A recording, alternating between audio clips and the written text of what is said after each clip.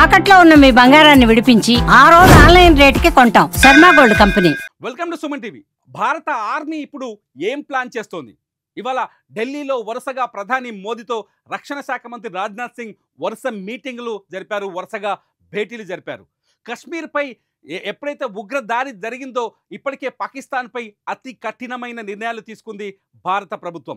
సింధు జలాలని కట్టడి చేయడం, సింధు జలాలని అనుమతించబోమని చెప్పడం, అట్లాగే పాక్ ఇండియా బార్డర్లను మూసేయటం, పాకిస్తాన్ పౌరుల్ని ఇండియా నుంచి బయటికి వెళ్ళిపోమని ఆదేశించడం, ఎవరైనా ఇండియాలో చిక్కుకు ఉండిపోతే వాళ్ళకి కఠినమైన శిక్షలు విధిస్తామని ఆర్డర్ చేయడంతో పాటు అన్ని రకాలుగా పాకిస్తాన్కి భారత్ నుంచి అందే సహాయ సహకారాన్ని నిలిపేస్తున్నట్టు ప్రకటించింది.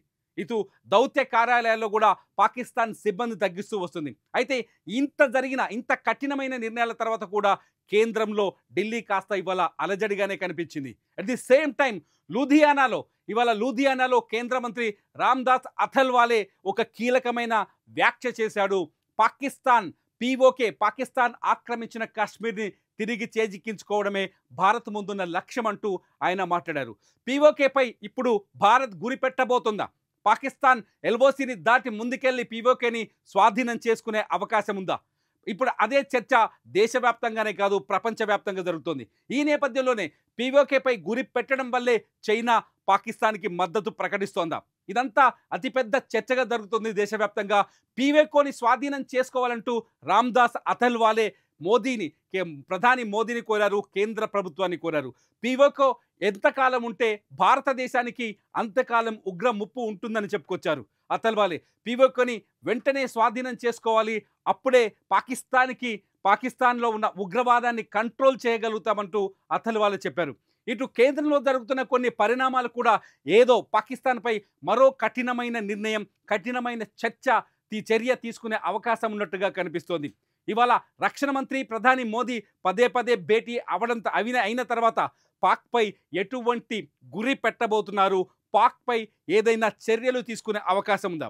సైనిక చర్య చేపడతారా, లేకపోతే వైమానిక చర్య చేపడతారా ఏంటనేది ఇప్పుడు ఆసక్తికరంగా మారింది.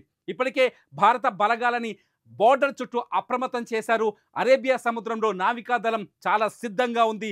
ఏ క్షణమైనా దాడిని ఎటువంటి పరిస్థితులైనా ఎదుర్కోవడానికి రెడీ అని చెప్పేసి నిన్న ట్విట్టర్ వేదికగా ఇండియన్ నేవీ ప్రకటించింది. ఇటు సెంట్రల్ సెక్టార్లో కూడా ఇండియన్ ఆర్మీ ఫోర్స్ తమ శక్తి సామర్థ్యాన్ని చూపించింది.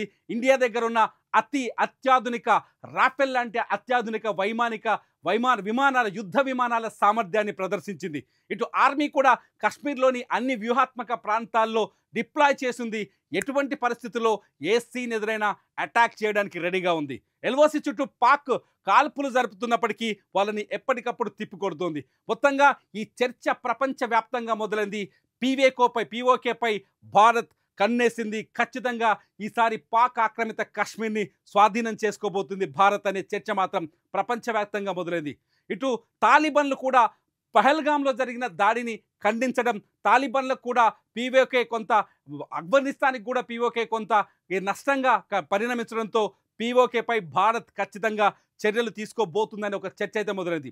ఇటు షిమ్లా ఒప్పందం కూడా పీఓకే యథాస్థితిలో ఉన్నప్పుడు షిమ్లా ఒప్పందం రద్దుని పాకిస్తాన్ ప్రకటించడంతో బార్డర్ దాటడానికి భారత్కి స్వతంత్రం పెరిగింది. ఆక్రమిత కాశ్మీర్లో అడుగుపెట్టే శక్తి భారత్కు వచ్చింది. ఈ నేపథ్యంలో పీఓకేని స్వాధీనం చేసుకునేందుకు భారత్ ఏదైనా వ్యూహం రచిస్తుందని మేధావులు చెప్తున్నారు. డిఫెన్స్ ఎక్స్పర్ట్స్ అయితే చాలా స్పష్టంగా చెప్తున్నారు, పీఓకే పైన భారత్ గురిపెట్టే అవకాశం ఉందని చెప్తున్నారు. ఏ క్షణమైనా భారత్ ఒక కఠినమైన చర్య తీసుకునే అవకాశం కనిపిస్తోంది. ఏ క్షణమైనా ఆ అవకాశం పీఓకేనే కావచ్చనే చర్చ కూడా జరుగుతుంది. ఒకవేళ భారత్ ముందడుగు వేస్తే పీఓకే వైపు వేస్తుందా, లేకపోతే నేరుగా పాకిస్తాన్తో యుద్ధానికి సిద్ధమవుతుందా అన్నది ఇక్కడ ఆసక్తికరమైన ప్రశ్న. మరి మీరేమనుకుంటున్నారు? పీఓకేని స్వాధీనం చేసుకోవడమే ఇప్పుడు భారత్ ముందున్న లక్ష్యమా, లేదంటే పూర్తిగా పాకిస్తాన్నే టార్గెట్ చేస్తే బాగుంటుందని భావిస్తున్నారా? ఇంతకీ భారత్ ఎటువంటి చర్యలు తీసుకుంటే బాగుంటుందో ఈ వీడియో కింద కామెంట్ చేయండి. చూస్తూనే ఉండండి సుమన్ టీవీ.